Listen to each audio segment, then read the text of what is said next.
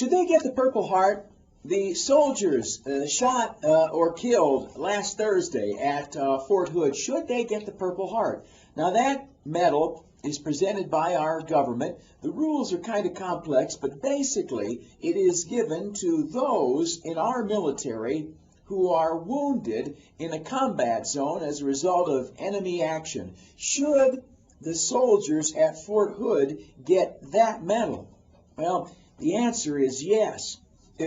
Second question is, do you think they will get the medal? The answer to that question is probably no. Why? Because politics and political correctness will get in the way.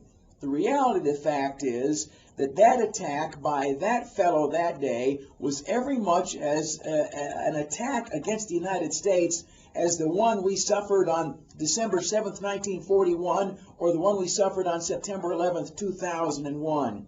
And that fellow that day, though he wore our uniform, was every bit as much an enemy combatant as Osama bin Laden. Why? Because in his heart was the same evil hatred. That fellow was an enemy combatant, and that building on that fort was a battlefield. Why? Because the enemy decided it was. And if you are shot by a jihadist in Iraq, it's no different than being shot by a jihadist in Texas, and you are deserving of the same honor from this country.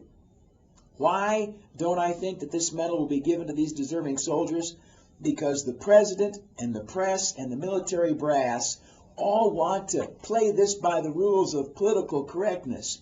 They want to call this a crime, not an act of war. They want to call this man a deranged criminal and not a terrorist, when in fact he was a terrorist. In fact, he carried on a one-man jihad, whether that was coordinated by with foreign powers or whether it was driven by internal hatred.